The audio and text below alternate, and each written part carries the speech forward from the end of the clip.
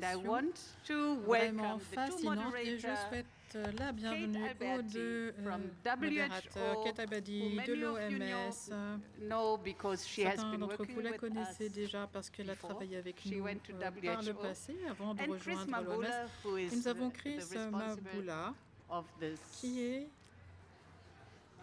Cell 5. So, welcome everybody. If you can come back, and I will give the word responsable de la cellule 5. To the two moderators. Alors, est-ce qu'on peut donner un micro aux deux modérateurs, s'il vous plaît? Thank you, Claudia.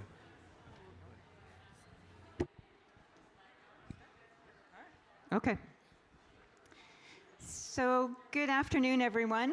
Thank you, Claudia, for that introduction. Bonjour à tous, merci Claudia pour cette présentation. Je m'appelle Kate Alberti, je travaille pour le programme Cholera de l'OMS. Et je suis responsable également au sein de la Task Force pour le contrôle du choléra et de présidence de ce groupe et de chez MSF également dans cette salle. Donc j'ai le plaisir aujourd'hui. Alors, je crois que c'est un peu triste qu'on ait encore besoin d'avoir des sessions sur le choléra, mais c'est le cas. Je crois que beaucoup d'entre vous savez que depuis 2001-2002, il y a eu une grosse résurgence de cas. La septième pandémie de choléra, pour un nombre croissant de pays qui signalent des cas de choléra, un nombre croissant de cas signalés et un nombre croissant de décès. Ce sont tous des décès évitables. On voit également des pays qui n'ont pas signalé de choléra depuis des décennies, qui commencent à signaler des épidémies d'ampleur. 9 pays l'an dernier, me semble-t-il, ont signalé des épidémies de plus de 10 000 cas. Et il y a quelques années, on aurait eu un ou deux pays seulement. Le choléra est tout d'abord une maladie que l'on peut prévenir et que l'on peut traiter aussi. 6 000 décès l'an dernier, eh bien c'est un chiffre marquant qui parle de lui-même. On sait que la prévention du choléra passe par l'hygiène, les questions sanitaires et il y a beaucoup de choses à faire pour améliorer notre riposte face au choléra. Donc il y a la question du diagnostic, du signalement des cas, le nombre des cas et à la fois une surestimation et une sous-estimation de la situation. Ça peut sembler paradoxal, nous pourrons en parler tout à l'heure. Et nous devons également améliorer les stratégies à notre disposition pour pouvoir lutter. On pense souvent à la qualité des soins et MSF vraiment est très actif dans ce domaine pour ce qui est des patients qui ont des comorbidités complexes ou autres. Mais l'autre question à laquelle il faut répondre, c'est l'accès aux soins. Et je crois qu'il est important également de noter que nous sommes déjà plus efficaces en termes de collecte de données, quant à savoir où les gens décèdent. En 2003, le rapport annuel sur le choléra fait état des pays qui ont un grand nombre de cas. Et je crois que 4 ont dit que 40% des décès avaient lieu dans la communauté. Donc, ce sont des gens qui n'avaient jamais eu accès aux soins. Et je pense que ça montre bien le travail qui reste à faire pour améliorer notre riposte. Donc voilà, c'est pour vous faire revenir dans la salle. Mais merci, je sais que c'est toujours un peu difficile lorsqu'on est juste après le repas. Je suis passée par là par le passé également. Alors, il y a un outil assez récent. Alors, il n'est pas nouveau en tant que tel, mais il est plus nouveau, disons, plus récent. C'est le vaccin. Et avec la résurgence, on parle de 2 doses normalement, mais depuis la résurgence, à la fin de 2022, on est en mode réactif, donc 1 dose seulement. That leads very well into our first presentation, which cela will be given by nous Fabienne amène à la première présentation qui sera faite par Fabienne. Fabienne is a medical Depuis doctor, nombreuses epidemiologist années, with a elle est PhD docteur in épidémiologiste, elle a un something. doctorat en quelque chose. Medical science. Sciences Sorry. médicales, c'est ça, pardon. I had the piece of paper. I didn't Oui, look. I thought I j'avais knew. le papier, je ne l'ai pas vérifié, je pensais tout Fabienne, I savoir. think, as many of you know, has Donc, worked at Fabienne Epicentre, travaille based chez in Epicentre, Brussels, basé for à more than a Bruxelles, decade, et ce depuis plus and has de worked on 10 a ans. variety A of, travaillé a wide range sur of subjects from toutes nutrition sortes to de sujets, que ce vaccination, soit la and nutrition, working on a significant les number vaccins, of clinical trials. les essais And cliniques. she will be presenting. Et elle va faire une présentation. Today on a this is why I don't bring things up onto the podium with you. On a non-inferiority Donc, une présentation sur un essai de non-infériorité sur une deuxième dose retardée du vaccin oral. À vous, Fabienne. Merci Kate, bonjour. Donc je vais en fait vous présenter un bref aperçu de cette étude dont les analyses sont en fait toujours en cours. Donc c'est une étude qui en effet vise à évaluer la non-infériorité d'une seconde dose retardée du vaccin oral contre le choléra. Donc comme Kate l'a déjà expliqué, les vaccins anticolériques oraux ou VCO sont largement utilisés. Mais donc le schéma vaccinal recommandé de 2 doses à au moins 2 semaines d'intervalle est en fait logistiquement difficile à appliquer à grande échelle, notamment dans les contextes d'urgence. Et par conséquent, la deuxième dose est très souvent administrée après un délai plus long que celui qui est recommandé. Depuis 2022, une stratégie de vaccination à dose unique a été recommandée suite à la pénurie globale de vaccins ainsi qu'aux recrudescences d'épidémies de choléra. Cette stratégie permet de vacciner et d'immuniser un grand nombre de personnes rapidement en situation d'urgence, mais la protection conférée est de plus courte durée. Donc la seconde dose, dans les zones où le risque de choléra persiste, reste essentielle pour assurer une immunité à plus long terme ou plus durable. Donc, si la disponibilité en vaccins s'améliore, le retour à une stratégie à 2 doses pourrait être envisagé et il est donc important de déterminer si le fait d'administrer la seconde dose de vaccin avec un intervalle plus long entre les 2 doses permet de générer une réponse immunitaire qui est comparable à celle du schéma standard pour permettre d'éclairer les recommandations futures. Donc notre étude a comme objectif principal de tenter de démontrer la non-infériorité de cette réponse immunitaire chez des participants qui reçoivent la seconde dose d'un vaccin VCO préqualifié Evicol Plus à 6 mois ou 12 mois après la dose initiale et chez des participants qui reçoivent la deuxième dose à 2 semaines d'intervalle tel que c'est recommandé pour ce vaccin. Donc, l'évaluation de la réponse immunitaire est basée sur le taux d'anticorps vibriocytes sériques à 14 jours après l'administration de la seconde dose. L'étude inclut pas mal d'objectifs secondaires, dont la comparaison des taux de séroconversion après la première et la deuxième dose, l'évaluation d'autres anticorps spécifiques du choléra, une description de la cinétique de la réponse immunitaire jusqu'à 6 mois après l'administration de la seconde dose chez les adultes. Et bien que le profil de sécurité du vaccin soit déjà bien établi, nous évaluons quand même dans cet essai son innocuité. Donc on a mis en place un essai d'immunogénicité ouvert, randomisé, contrôlé, avec un objectif de non-infériorité dans la commune de Dixine à Conakry en Guinée. Il y a plusieurs éléments qui ont permis la bonne réalisation de cet essai, dont le développement des compétences en recherche clinique de l'équipe de Conakry, l'établissement d'une infrastructure nécessaire pour conduire ce type de recherche, notamment une chaîne de froid rigoureuse, et puis des activités d'engagement communautaire ont permis aussi de créer une relation de confiance avec les participants, ce qui était essentiel pour permettre de les suivre sur une durée de 18 mois. Oups. Ah zut. Ah voilà. Donc, Entre le mois de juillet 2022 et le mois de janvier 2023, on a évalué l'éligibilité de participants âgés de 1 à 39 ans qui font partie de la population générale de Conakry jusqu'à atteindre la taille d'échantillon requise de 452 participants qui ont été randomisés de façon uniforme dans les 3 bras de l'essai. La dernière visite de suivi du dernier participant a eu lieu en août 2024. Et les analyses immunologiques de laboratoire sont toujours en cours, ce qui ne nous permet pas de vous présenter les résultats préliminaires aujourd'hui.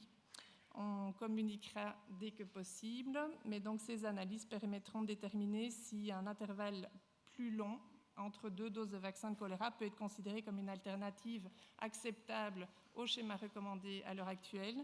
Et ça permettra d'apporter des bases scientifiques pour permettre des stratégies de vaccination plus flexibles avec le VCO, sans compromettre le développement de l'immunité à plus long terme.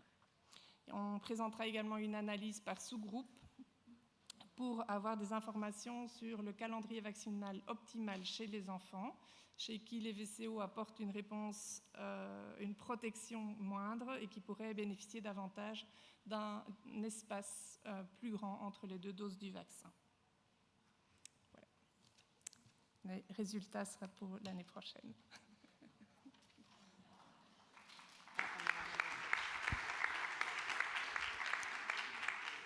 Thank you very much, Fabienne. I think it's, Merci beaucoup, we're really Fabienne. looking forward to the results of Là, on a this. hâte d'avoir les As résultats. I said, for the last 2 years, nearly 3, in Depuis fact, 2 it ans, has bientôt only 3, been reactive vaccination on with a one dose. fait There's de la been vaccination réactive uniquement au moyen there's d'une been seule insufficient dose. capacity, Les vaccine capacités production de capacity in production order sont to, insuffisantes à ce stade have preventive vaccination pour as well. pouvoir And réaliser I des think this vaccinations à study, when the titre results come out, préventif. will Et contribute je to, pense que les developing résultats de cette the étude best vont strategy possible nous with the permettre doses we have d'envisager la available, meilleure stratégie in order possible to improve avec les cholera ressources à control. disposition afin de pouvoir mieux contrôler le choléra. Okay, thank you. So we're Bien, moving to our merci. next Alors nous passons presentation, maintenant à la which, prochaine présentation is titled The Integration of Cholera Rapid qui Diagnostic Tests s'intitule into Surveillance Systems, Results l'intégration from a des tests rapides multi-site mixed method study in the DRC, so un that's système de Congo surveillance, and résultats Niger. de méthodes The person mixtes that will be presenting multisites is Wendelin en Moser, RDC, au who Congo et happens Niger. to be a PhD C'est Wendelin epidemiologist. Moser qui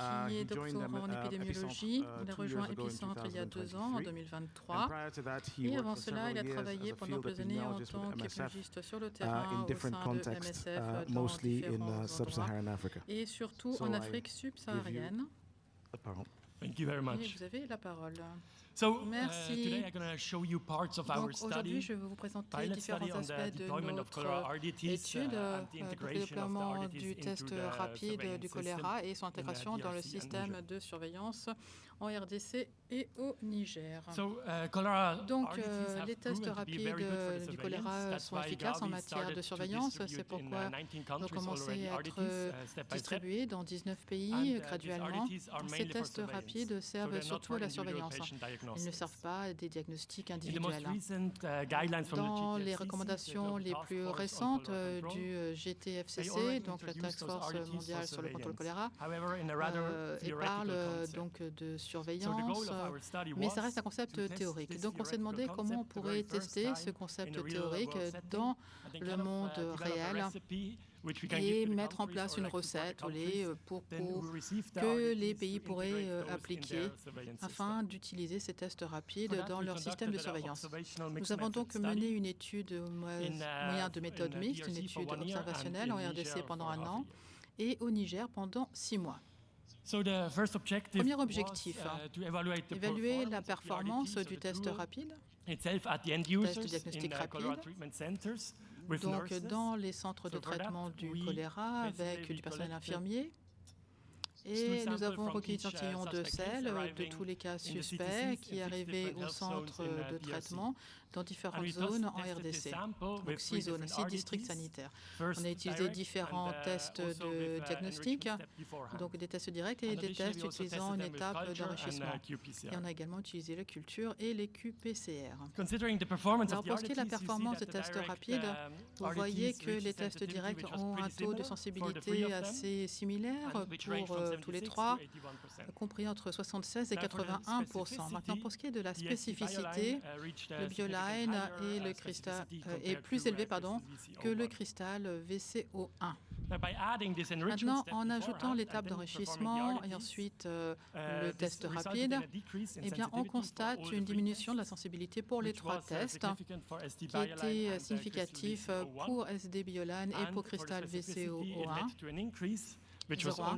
Et pour ce qui est de la spécificité, il n'y a que le Cristal VC01 qui a vu le pourcentage augmenter. Alors, aucun de ces tests directs, soit direct, soit enrichi, n'atteint le TPP en termes de sensibilité. Pour ce qui est de la spécificité, eh bien, c'est le BioLine direct et enrichi, Cristal VC01, qui atteigne le TPP. Maintenant, le problème avec la détection des épidémies de choléra, c'est qu'il faut que ce soit confirmé par un échantillon au laboratoire qui est ensuite analysé sur culture ou par PCR. Dans les contextes endémiques, ces capacités en laboratoire sont plutôt limitées et il y a beaucoup de temps qui s'écoule. Le temps entre le moment où les échantillons sont prélevés dans les zones rurales, le moment où ils arrivent au laboratoire, surtout en cas de saison des pluies, et parfois les cas ne sont confirmés que des semaines, voire des mois après. Il y a plusieurs solutions à cela. Ça a été présenté dans les recommandations les plus récentes du GTFCC. Ils ont introduit un seuil. Donc c'est un outil utilisé pour identifier une flambée probable. Donc, et ça prend en compte la performance imparfaite des tests rapides. Et ça pourrait déjà être suffisant pour déclencher les interventions pour lutter contre le choléra. C'est un concept théorique. On l'a testé pour la première fois dans un milieu réel. On l'a fait dans 12 unités de surveillance en RDC. Nous avons formé les agents de surveillance pour leur expliquer comment utiliser cet outil. Alors, en cas d'épidémie probable, eh bien, si au cours des 14 jours précédents, il faut qu'il y ait un certain nombre de tests rapides qui soient positifs. Donc 3 à 7 cas testés, il faut qu'il y ait un minimum de 3 qui reviennent positifs. Dans ce cas, la probabilité est très élevée que sur ces 3 positifs, il y ait au moins un vrai positif. Donc, je vais vous montrer un exemple de la façon dont ça a été utilisé en RDC, Mulongo. Le 26 juillet, donc, ils ont détecté les 2 premiers cas. Mais le problème est qu'ils n'avaient pas de test rapide dans la zone. Donc, la surveillance, ça leur a pris un peu de temps pour recevoir les tests diagnostiques. Et le 1er août, ils ont pu tester le premier patient et celui-ci était positif. Plusieurs jours après, ils ont testé d'autres. Et le 8 août, donc sur 5 cas testés, 4 sont revenus positifs. Et ils ont donc vu que le seuil avait été atteint et les agents de surveillance ont déclaré une épidémie probable. En conclusion, les agents de surveillance ont pu identifier eux-mêmes une épidémie probable. Ils ont utilisé l'outil de calcul format papier qui leur avait été fourni. Maintenant, pour la surveillance des épidémies et l'estimation du fardeau, le principal problème, c'est la définition élargie des cas. Donc, vous avez par exemple une courbe de cas probables, mais on ne sait pas en fait combien d'entre eux sont des véritables cas de choléra, combien sont d'autres maladies qui provoquent des diarrhées. Et donc si on utilise le test rapide, on a finalement une estimation qui est bien plus proche de la réalité, bien plus précise. Et s'il faut ensuite prioriser des actions telles que la vaccination, on peut comparer l'incidence sur la base des tests rapides dans différentes régions et ensuite décider là où on va agir. Est-ce qu'on peut cibler? Alors, le problème avec les tests rapides, c'est qu'ils ont une durée de vie brève, inférieure à 2 ans. Il y a la question de l'approvisionnement et du coût également. Donc, une solution possible serait d'utiliser un programme d'échantillonnage. Donc, le test, pas de l'ensemble des cas, mais d'un sous-ensemble de cas. Donc, en testant un sous-ensemble de cas, on peut ensuite définir la positivité de ces cas multipliée par le nombre de cas. Ainsi, on a l'incidence sur la base donc, de ce schéma d'échantillonnage. Avec l'étude, on a voulu identifier le meilleur schéma d'échantillonnage possible, donc celui qui serait le plus proche de l'incidence si on testait tout le monde. Alors, un exemple, qu'on voit dans les dernières recommandations du GTFCC, c'est le test des 3 premiers cas qui arrivent chaque jour au centre. Pour identifier le schéma d'échantillonnage, en tout cas celui qui serait le plus approprié, en RDC, nous avons calculé l'incidence hebdomadaire sur 8 schémas d'échantillonnage, 21 sous-schémas. Ensuite, on a réalisé une comparaison statistique afin d'identifier l'incidence qui était la plus proche de celle que l'on obtiendrait en testant tout le monde. Ensuite, on les a classés pour identifier celui qui était le plus performant. Alors, je sais que ça paraît très théorique tout ça, mais c'est très important de voir comment ça se passe en pratique et de tenir compte de la réalité, parce qu'on sait que parfois il y a un écart entre la théorie et la réalité. Donc nous avons testé différents schémas d'échantillonnage dans le monde, en RDC et au Niger, et la principale leçon retirée de cette expérience, c'est que c'est assez difficile de mettre en place un tel programme d'échantillonnage. Il faut beaucoup de formation, beaucoup de supervision. Tandis que si on a un système simple, c'est plus facile à mettre en œuvre. Alors, on prend en compte ces aspects statistiques, mais aussi les observations dans le monde réel. Et nous avons constaté que le système recommandé par les recommandations du GTFCC étaient vraiment utiles et plutôt fiables. Donc à la fin de l'étude, nous avons eu des entretiens en focus group, des entretiens individuels avec des personnels infirmiers, également avec différents niveaux, même au niveau de décision. Pour moi, le résultat le plus frappant de cette étude, et ça a été mentionné par une infirmière de Molongo, il a dit que même la communauté ne savait pas que le choléra existait.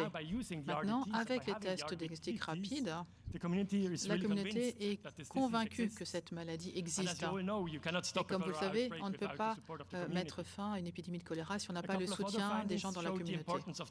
Et on voit également l'importance de la formation. La formation, la supervision, c'est indispensable, surtout pour ce qui est du choléra, parce que c'est saisonnier. Aucun cas pendant une longue période de temps. Et on sait tous que si on ne fait pas quelque chose régulièrement, on oublie un peu comment faire. Donc pour conclure, les tests diagnostiques rapides sont vraiment recommandés, ils sont appréciés par la communauté, par les personnels infirmiers et également par les autres parties prenantes. L'enrichissement des selles pour des fins de surveillance n'est pas recommandé, on perd en sensibilité, ça entraîne des coûts supplémentaires, plus de travail et un télétraitement plus long. Et avec cette nouvelle règle basée sur les seuils, on a obtenu un résultat vraiment satisfaisant. Et le seuil sert d'outil épidémiologique indispensable qui permet aux unités de surveillance d'identifier des épidémies probables de façon indépendante et déclencher une riposte ou demander de l'aide. Donc, les statistiques et les observations en monde réel ont montré que le meilleur système, c'était les tests des 3 premiers cas par jour au centre de traitement du choléra. Donc, si on le met en place dans des environnements où il y a une incidence moyenne à élevée, on pourrait économiser jusque la moitié du nombre de tests de diagnostic rapide. Et l'incidence reste similaire à celle que l'on obtient si on teste tout le monde. Alors, fournir des tests diagnostiques rapides seulement, ce n'est pas suffisant. Il faut former les gens de façon régulière, superviser les données. C'est ce qui nous permet d'avoir des informations fiables.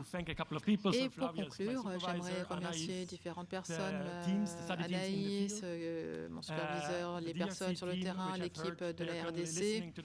On m'a dit qu'ils écoutaient la présentation en ce moment même. L'équipe au Niger, je les remercie également. Et tous les gens qui ont participé à cette étude, merci beaucoup. Thank you very much, Wan Lin. Please kindly note your beaucoup. questions, and then we'll ask them after de noter vos the last questions, presentation. Et ensuite, on As he mentioned, of course, there are insufficient et on pourra quantities of tests or rapid diagnostic tests out there, even though Gavi is funding 2.6 million tests in 19 different countries over the next, 10 millions de tests I would say, year or years. dans l'année ou les années qui viennent. Even though it is an Et imperfect même tool in the si sense c'est that un it does outil not qui n'est have pas parfait, 99% on of n'a sensitivity or pas specificity, it is sensibilité de demonstrated 99%. that Néanmoins, while cet using outil, it as a surveillance s'il est tool and utilisé à with des the fins de sampling surveillance that they've avec done, la bonne it méthode actually d'échantillonnage, our own cela understanding of the disease renforce burden in notre the different compréhension du contexts fardeau where de we la work, maladie dans les especially contextes dans in lesquels contexts on where travaille. the geography is Surtout very lorsque difficult, la and of géographie est course très distances compliquée, are lorsque very les vast. distances sont It vastes. quite facilitates Donc the ça capacity of the local simplifie quand authorities même and la or tâche organizations who work aux on the autorités ground locales, aux to be organisations able qui travaillent to sur le terrain, quickly pour pouvoir assess and rapidement also confirm évaluer et aussi outbreaks. So I will let confirmer Kate, les introduce épidémies. Et je vais laisser Kate presenter, and then we'll pass on to présenter the questions. Thank you. le prochain conférencier. Cela Thank passera you aux very questions. much. So the Merci next beaucoup. Donc presentation ensuite, la is présentation entitled suivante Cholera Outbreak Dynamics va nous parler de la dynamique des flambées de choléra and reactive et des campagnes reactive de vaccination in vaccination South Sudan réactive au Sud-Soudan. with key insights and challenges. Principaux And this enseignements et presentation will be given défis. by Dr. Abu C'est le Assatou professeur Souma, Abou Assatou who Souma qui is a fait sa a présentation. medical Il est epidemiologist médecin who et has more than a épidémiologiste, decade of plus de 10 ans experience in field d'expérience dans le epidemiology domaine and de outbreak l'épidémiologie de response. terrain et de la And réponse he aux brought that épidémies. vast experience to Il MSF fait Epicentre bénéficier in l'épicentre 2021, MSF de cette expérience where he depuis continues to 2021, work où on these il kinds of continue à projects, travailler sur ce genre from de an MSF projet. Epicentre perspective, Donc d'un point de vue with a MSF lot of work épicentre. on Et il analysis of travaille beaucoup strategies sur of outbreak l'analyse de response. stratégies, And les réponses we're going aux to see one of épidémies. these Et on examples of va this work voir now. maintenant un exemple over to de you. ces Thank you very travaux. much. Vous avez la parole. Je vous remercie pour l'opportunité de partager aujourd'hui notre retour d'expérience opérationnelle sur l'épidémie de choléra. Cette présentation s'intitule « Dynamique des épidémies de choléra et campagne de vaccination au Sud-Soudan, les principaux enseignements et défis ». Pour commencer, l'épidémie a été officiellement déclarée le 28 octobre 2024 après la confirmation des premiers cas à Renk, qui se trouve dans l'état du Haut-Nil. Cette flambée survient dans un contexte de guerre régionale et de déplacements massifs. À la date du 28 mai 2025, plus de 67 000 cas ont été notifiés par le ministère de la Santé et 1281 décès, soit une létalité globale de 2%. Parmi les décès, nous constatons qu'il y a eu 31% qui sont survenus au niveau communautaire. Face à l'ampleur de cette épidémie, toutes les sections MSF présentes au Soudan du Sud ont été mobilisées, mais ma présentation va se focaliser uniquement sur l'intervention de la section OCP dans 4 zones d'intervention qui vous seront détaillées plus loin. Dès le début de l'épidémie, un système de surveillance renforcé a été mis en place à travers l'utilisation systématique des listes linéaires dans les centres de traitement CTC.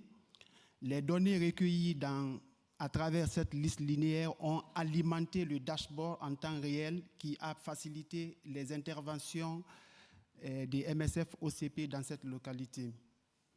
Les analyses ont été réalisées à plusieurs niveaux. D'abord, la production du CITREP de façon hebdomadaire.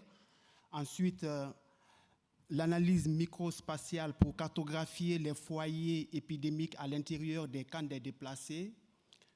L'analyse macrospatiale au-delà des camps des déplacés pour détecter les nouveaux foyers. Sur le plan opérationnel, nous avons fait la priorisation des sites de vaccination à travers les analyses précédentes et le niveau rétrospectif pour documenter les leçons apprises dans cette présentation et les futures recherches. Nous voyons sur cette carte les différentes zones d'intervention des MSF-OCP, à savoir Djouba, Old et New Fangak, Awil et Akobo. Dans chacun des sites, nous avons implémenté les CTC et les PRO, les points de réhydratation orale, et plus de 8900 patients ont été pris en charge dans les différents sites. Mais nous remarquons ici que la létalité au niveau des Fangak était très préoccupante, 1,6%, ce qui nous a motivés à mettre en place une évaluation pour comprendre les barrières liées à l'accès aux soins de santé dans cette localité. Les analyses ont été effectuées de façon hebdomadaire afin qu'on puisse identifier les blocs les plus affectés à l'intérieur des camps des déplacés. Et c'est à travers ces différentes analyses, nous avons pu mettre en place une cartographie hebdomadaire à travers, en collaboration avec l'équipe GIS, qui nous a permis, non seulement pour MSF, mais d'autres acteurs, afin qu'ils puissent prioriser leur intervention dans ces camps des déplacés. Et les critères de priorisation de ces interventions étaient basés sur le nombre de cas et décès par bloc, mais aussi les différents facteurs WASH, notamment l'accès à l'eau, aux toilettes et à la défécation à l'air libre. Sur une échelle beaucoup plus large que les camps des déplacés, c'est-à-dire au niveau des villages et des payams, qui est l'équivalent des quartiers, nous avons identifié les nouvelles zones des foyers épidémiques émergents au niveau, comme vous le voyez ici sur cette carte, à Amadi et à Checkpoint, où des missions d'exploration ont été dépêchées sur ces sites afin qu'ils puissent non seulement confirmer l'épidémie, mais aussi engager les communautés afin qu'elles puissent s'impliquer dans la gestion de cette épidémie, et aussi l'installation des points de réhydratation ainsi que le renforcement des référencements entre les points de réhydratation vers les CTC qui étaient déjà mis en place. La stratégie de décentralisation a consisté à l'installation des PRO, comme je l'ai dit tantôt, et ces PRO ont permis ici non seulement d'absorber les patients qui étaient au plan A, au lieu que tous ces patients ne s'y rendent au niveau du CTC. Et sur ce graphique, nous voyons ici l'évolution journalière des cas ainsi que la chronologie d'installation des PRO à travers, non seulement dans le camp des déplacés, mais aussi dans les localités environnantes. L'objectif de l'installation de ces PRO était non seulement pour la détection rapide des cas, mais aussi le désengorgement des CTC qui recevaient tous les patients et tout venant.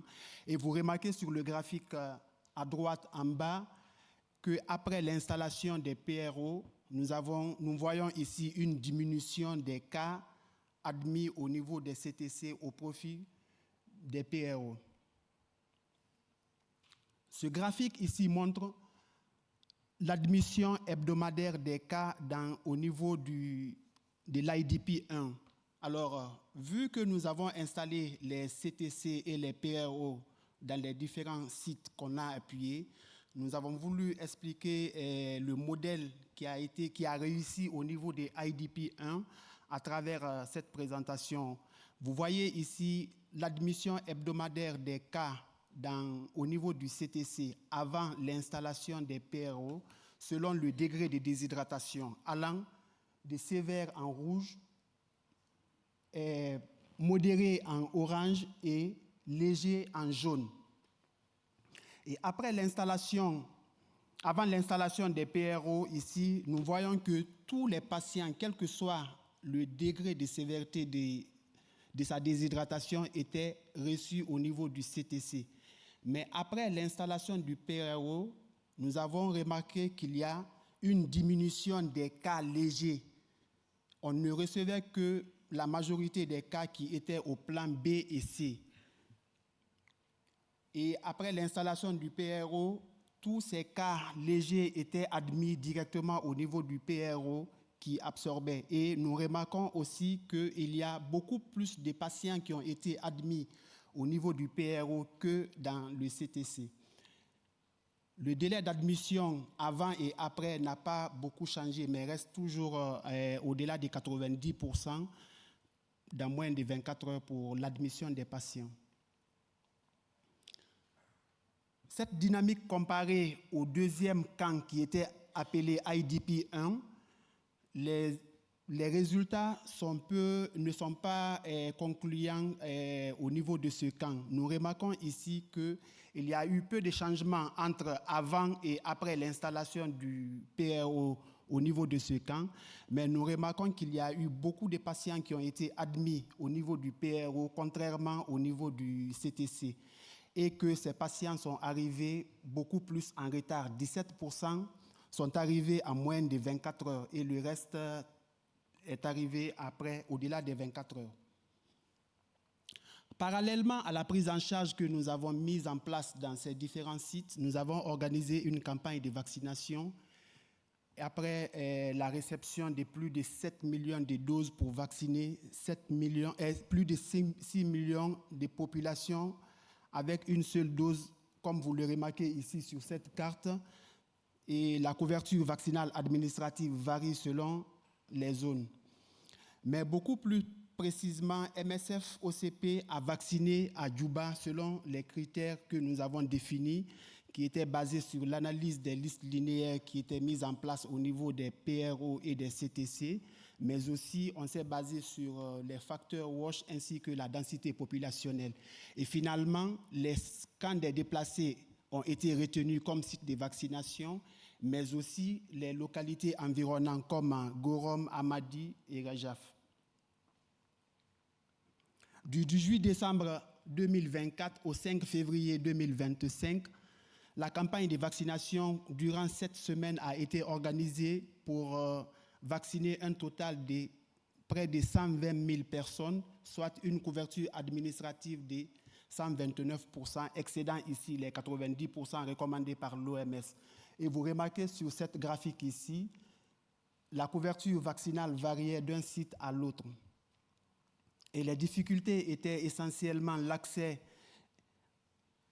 les difficultés d'accès à un certain nombre d'endroits, mais aussi les informations et la sous-estimation des populations. Et pour les prochaines, nous prévoyons mettre en place une étude sur l'efficacité vaccinale réelle qui est planifiée par MSF et Épicentre dans les prochains jours. Quittant de Djouba à Olfangak, qui est ici une île très isolée et inondée de temps en temps, nous avons remarqué qu'il y a eu un taux de létalité qui est très élevé à 1,6 et aussi un retard d'admission des patients au niveau du CTC, d'où la mise en place d'une évaluation pour comprendre ici la perception des populations face à cette épidémie de choléra. Et nous avons réalisé 2 focus group et 102 ménages ont été interrogés. Comme principaux résultats, il y a une forte stigmatisation qui a été notifiée ici. Et dans cette localité, le choléra est parfois appelé douleur abdominale et cette maladie est considérée comme une maladie infantile, mais honteuse pour les adultes hommes. Et certaines personnes se cachaient la nuit pour arriver à cette structure de santé pour être prises en charge. En conclusion, plusieurs enseignements clés se dégagent de cette intervention. Les analyses hebdomadaires à différentes échelles sont essentielles pour fonder les décisions opérationnelles sur les données objectives. La cartographie fine des cas, notamment dans les camps des déplacés, a guidé efficacement les actions. La décentralisation des soins via les PRO a permis une décision plus précoce des cas et une meilleure prise en charge des cas graves et un désengorgement des CTC. Un effort de sensibilisation accru est encore nécessaire pour réduire les délais d'admission. Quant aux campagnes de vaccination qui ont été mises en place, les zones à haut risque ont été vaccinées avec une priorisation basée sur les données. La précision des estimations de couverture vaccinale dépend ici de la qualité des données démographiques disponibles. Enfin, l'évaluation a mis en évidence l'importance du stigma qui freine ici la sensibilisation liée aux réalités culturelles. Je vous remercie.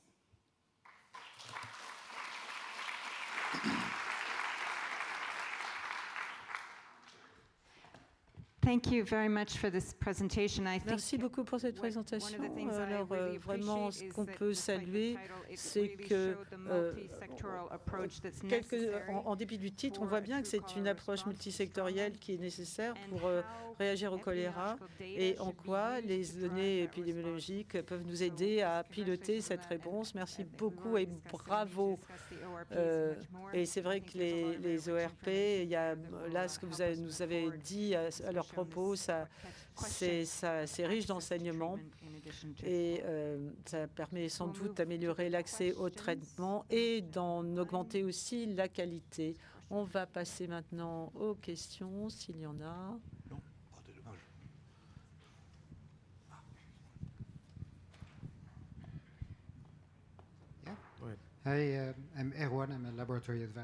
Bonjour, je suis référent lab MSF pour OCA. C'est vraiment intéressant de voir que les recommandations sont appliquées sur la base de notre expérience en temps réel. Il y a un délai d'une semaine pour les tests en RDC. Est-ce qu'on pourrait avoir un pré-positionnement de ces diagnostics pour que ça soit au plus proche des sites et non pas juste dans la capitale? Merci pour cette question. Oui, c'est quelque chose que je n'ai pas abordé, mais c'est vrai, on a aussi évalué cela. Où est-ce qu'on doit stocker les TDR avant une épidémie? On a testé différents systèmes. Déjà, un système décentralisé à Molango, l'exemple que je vous ai montré. En fait, on les a mis dans des centres de santé où on avait installé auparavant un CTC. Et en fait, on s'est dit, non, ça ne marche pas parce que les gens arrivent là où il n'y avait pas de CTC avant, ou au niveau des bureaux du système de surveillance. Donc ça, c'est centralisé, mais une fois qu'on a eu le premier cas, on a commencé à les distribuer. Alors, ça dépend. RDC, c'est un bon exemple. Et c'est vrai qu'on peut avoir beaucoup de zones inondées qu'on n'arrive pas à atteindre. Donc, dans les zones rurales, ce qu'on recommande, c'est d'avoir un dépôt dans les centres de santé parce qu'on ne sait pas si on peut réapprovisionner, surtout pendant la saison des pluies. En Niger, à Madarumfa, on a une zone facile d'accès, mais on a prépositionné dans les installations de santé 7 TDR pour au moins identifier une épidémie probable. Alors c'est vrai que dans les zones où le choléra est peu fréquent, on va les stocker plutôt en centrale. Et si on est responsable aussi pour une zone plus large, c'est vrai que si le Gavi a fourni par exemple des TDR, c'est plus intéressant à notre avis de les répartir plus également. Est-ce qu'on prend en compte le statut nutritionnel dans la vaccination réactive ou la surveillance, surtout chez les enfants? en particulier malnutris. On sait qu'ils ne répondent pas forcément très bien à la vaccination. Est-ce que si on inclut des sujets un petit peu qui sont soumis à la malnutrition, ça pourrait changer la réponse aux vaccinations? Et est-ce qu'on pourrait envisager de traiter la malnutrition avant de vacciner pour éviter que les vaccins aient moins d'action? Alors malheureusement, je ne peux pas vraiment répondre. On a une étude en cours sur la vaccination à proprement parler.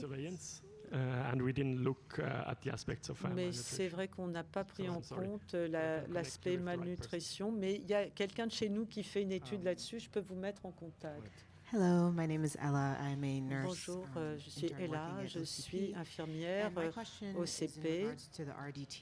J'ai une question sur les TDR.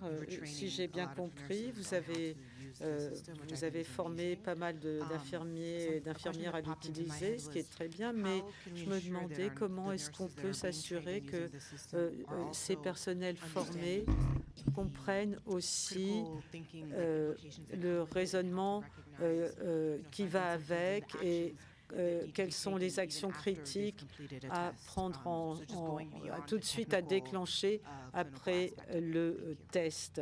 Donc c'est plus une question sur la clinique. Oui, c'est vrai qu'il y a plusieurs aspects. Les TDR eux-mêmes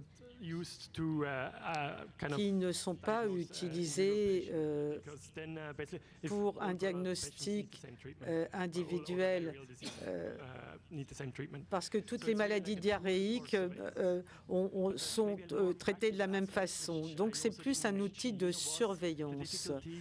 Et je n'ai pas évoqué les difficultés de formation et à l'interprétation des TDR.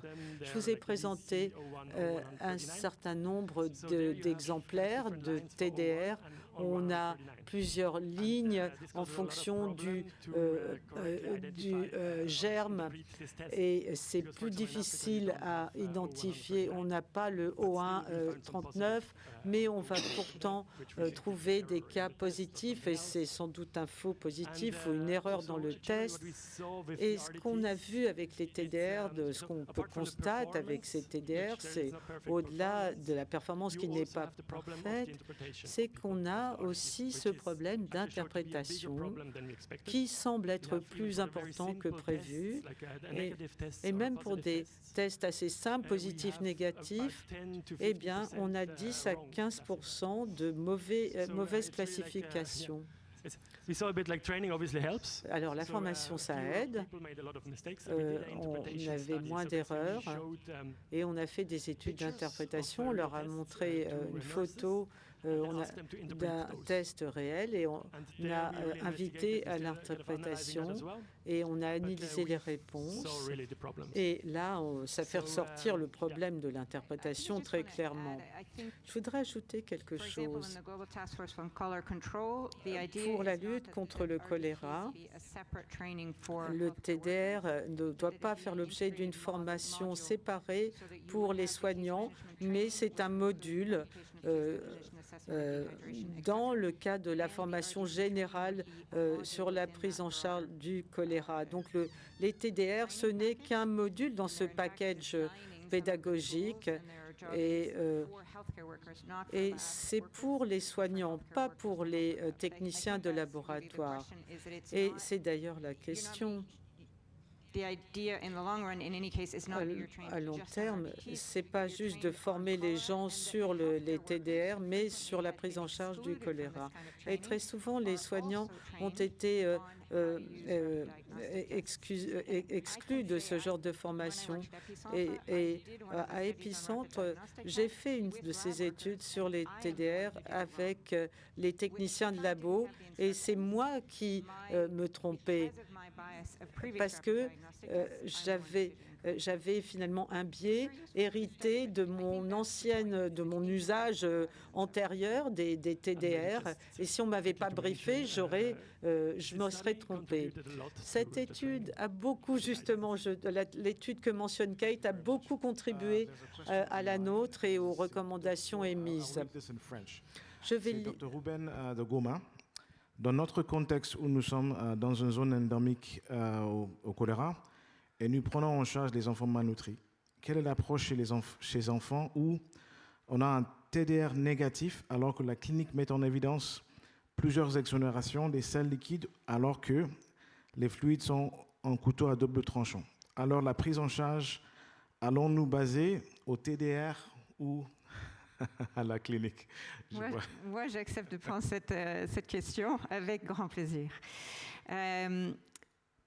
Donc, merci beaucoup pour la question parce que je pense que c'est très important. Ça soulève deux éléments très importants. Un, c'est que le test diagnostic rapide de choléra n'est pas un test individuel, comme était dit pendant la présentation. Donc, le traitement du choléra n'est pas dépendant d'un résultat laboratoire. C'est basé sur la clinique. Et je pense que ça, c'est un élément extrêmement important. Et comme on a dit, dans l'intégration des formations sur l'utilisation des TDR pour les cliniciens, tout clinicien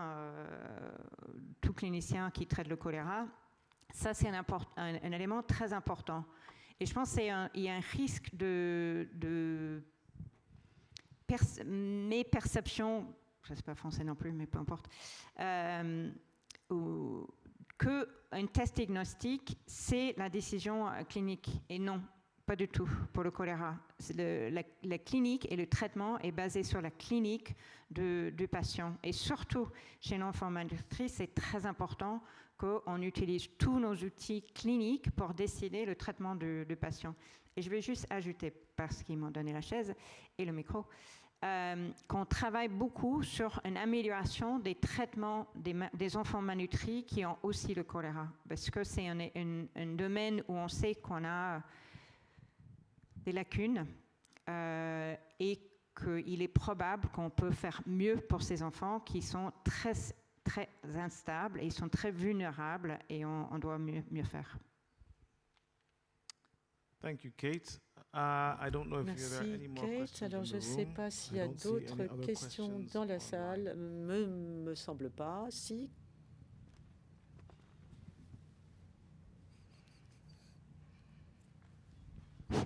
Bonjour Frédéric Sorge, j'ai une question pour Souma. Vous terminez votre présentation en disant que vous allez changer de vaccin pour le Vichol. Qu'est-ce que vous attendez de ce changement de vaccin? Changement de vaccin? Ouais. Non, plutôt l'étude sur l'efficacité vaccinale réelle qui est en vue. Parce que c'est la première fois que ce type de vaccin a été utilisé sur l'ensemble du territoire au Soudan du Sud. Et pour les prochaines étapes, on compte évaluer l'efficacité réelle de ce vaccin Evicol S.